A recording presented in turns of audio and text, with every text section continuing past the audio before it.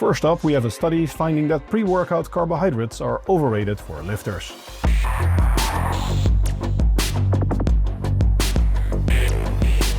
This was a very well-designed study in which a group of trained lifters performed a workout with either no carbs, low carbs, which was 0.3 gram per kilogram, or high carbs, which was 1.2 gram per kilogram, as a breakfast 2 hours before the workout. The meals were taste and texture matched so that the participants couldn't know how many calories or carbs they were consuming. And the workout consisted of 3 all-out sets of squats, overhead presses, bench presses, and rows at 80% of 1 RM. So a conventional full-body workout. The groups with varying carbohydrate intakes did not differ significantly in how many reps they could do for any of the exercises or the total repetitions in the complete workout. Our own recent systematic literature review of all studies published up until that point also found no significant effect of pre-workout carbohydrates on performance if people were not training fasted or doing extremely high training volumes.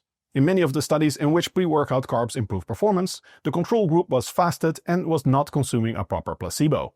Some of the studies find that if you do give them a placebo, the effect is gone, meaning that the effect of pre-workout carbs in large part may be placebo.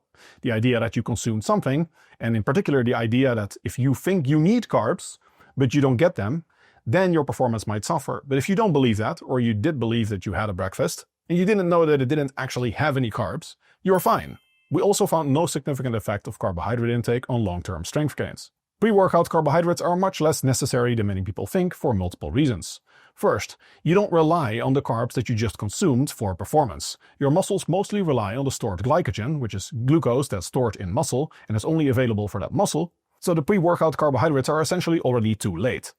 And after the workout, your body is very good at resynthesizing glycogen stores even with very low carbohydrate intakes. For one, it uses the Cori cycle to essentially recycle the lactate back to glucose and store it back as glycogen. Moreover, a very underrated part of the energy production from strength training is fueled by the creatine phosphate system and the aerobic system. You only need glycogen and carbohydrates in general when you're in that medium range where the intensity is not super high, because if you're only doing, say, 15 seconds of exercise, it's mostly the creatine phosphate system that's fueling performance. And it's also not so long that the body can fuel performance by burning fat, so the aerobic system. Meaning it's mostly that intermediate range where the body actually relies heavily on carbs. But for a total workout, for strength trainees, especially given that rest intervals are quite long, the total carbohydrate intake is not that shockingly high. You're talking about fewer than 100 grams of carbs, even for pretty extreme workouts. The second news study I have for you today took things one step further. What if you don't just skip the pre-workout carbs, or a placebo at least, and you just eat nothing at all? How is that going to affect your long-term gains? For 12 weeks, the participants trained either after an overnight fast or 1 to 2 hours after a high-carb breakfast. Total daily macronutrient intakes did not significantly differ between the groups. By the end of the study, there were no significant differences in their best measures of muscle growth and strength development. For muscle growth, the researchers measured quadriceps muscle thickness using ultrasound, and for strength development, the researchers looked at 1 RM and various measures of power. There were also no significant differences in total workloads during the training program, indicating that the fasted training did not significantly hinder their performance. Neither group experienced a change in fat mass. In terms of total fat-free mass as measured by DEXA scans, the fasted training group actually gained significantly more fat-free mass than the fed training group. This finding is quite hard to believe, given that prior research has found that fasted training is at best neutral, and in at least one other study, significantly worse for muscle growth than training fed. It should reduce muscle protein synthesis, increase muscle protein breakdown, and it might hamper performance.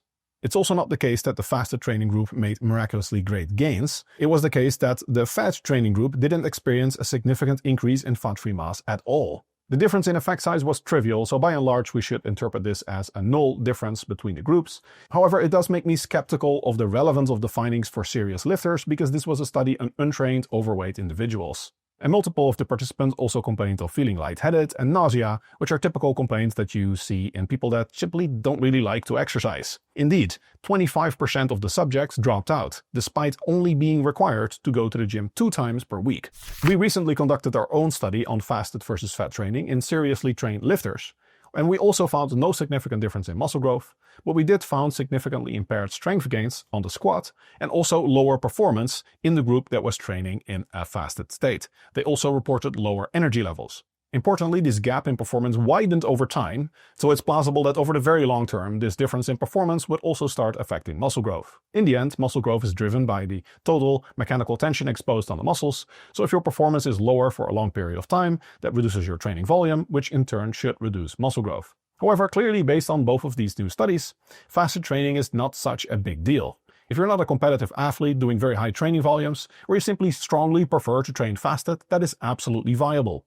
So that's two studies showing it doesn't seem to matter that much what we do before a workout. However, the third new study I have for you today shows that there's something you shouldn't do after your workout, which is ironically something that a lot of people are doing to improve recovery. Cold plunges.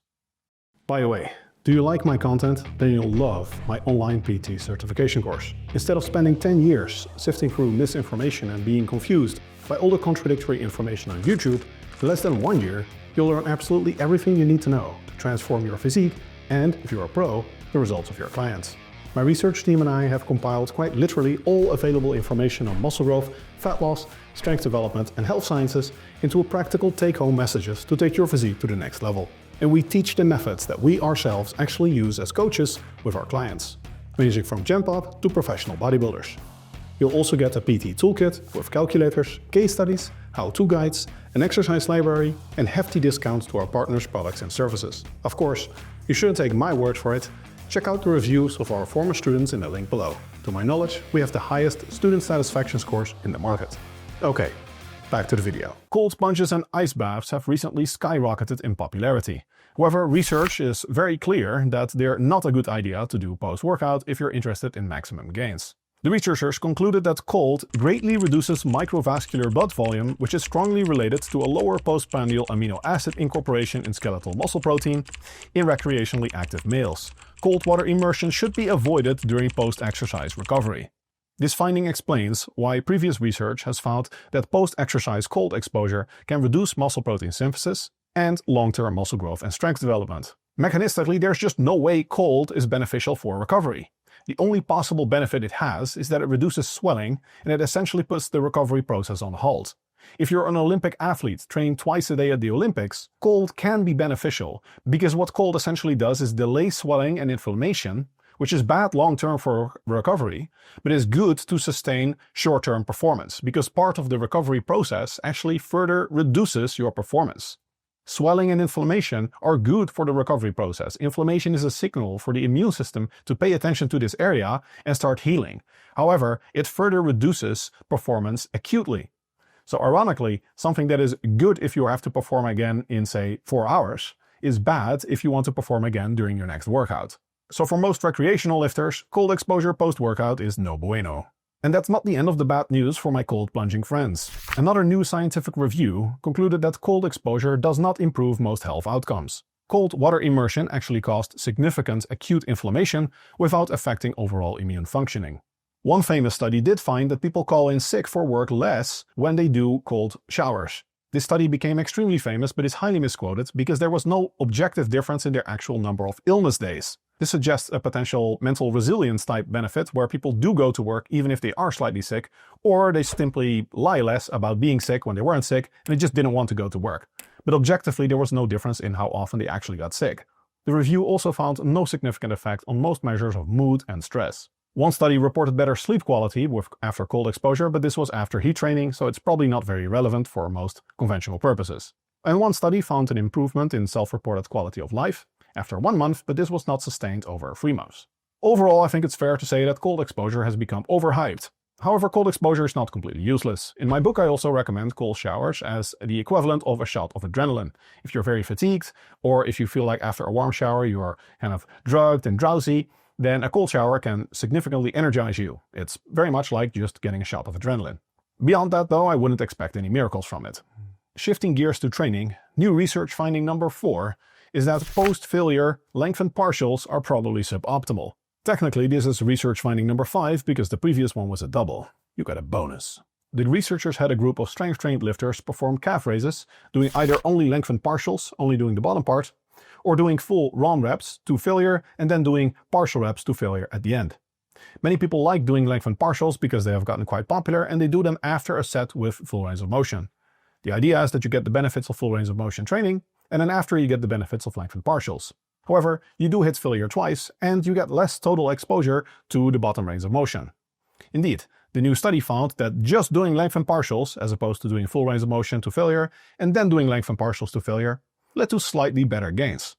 After 8 weeks, doing nothing but lengthened partials led to 10% growth versus 7% growth for the full run plus partials group. There was a 96% Bayesian probability that this was a superior outcome. However, the Bayes factor was only 1.2, indicating that in terms of scientific quality of evidence, this was very, very weak evidence. Nevertheless, based on the evidence that we have, if you do lengthened partials, you're probably better off doing it for the whole set as opposed to doing full range of motion and then finishing the set with lengthened partials. The difference is small though, so if you strongly prefer one over the other, just go with that one. Last but not least, I'd like to share with you a cool new finding on muscle memory. Use it or lose it is not completely true. After you stop training, your muscle retains some memory of its former size, and it's easier to rebuild the lost muscle mass than it was to build it in the first place. This phenomenon is called muscle memory. Muscle memory is explained by some of the adaptations during training persisting even after you stop training. One of those adaptations is that there's an increase in myonuclei. Muscle cells are relatively unique in that they have multiple cell cores, myonuclei. You can build more of those and they make it easier to make the muscle bigger. They function kind of like command centers that govern a certain region of muscle mass, and they can aid muscle protein synthesis and satellite cell activity. These myonuclei stick around for a very long time, possibly permanently. Some neural changes also persist quite well. When we start training and we learn an exercise, our bodies learn to coordinate our movements better and reach higher levels of muscle activity during that movement, which should allow for higher mechanical tension on the muscle and therefore more muscle growth. Even after you've stopped training for a while, that increased muscle activity is still there. The newly established mechanism of muscle memory is proteomic. Certain proteins that were built after just 10 weeks of strength training stuck around for at least 2.5 months afterwards. Some of these proteins were related to established epigenetic changes. Our genes are fixed, but gene expression is not. Epigenetics refers to how our DNA is read. Certain genes can become more or less active, which can increase the production of proteins that help us build muscle. So while we all have a certain genetic blueprint that remains the same, that's our genes, that's hard-coded, how this is expressed, basically how the blueprint is read and interpreted, that can change over time. That's epigenetics.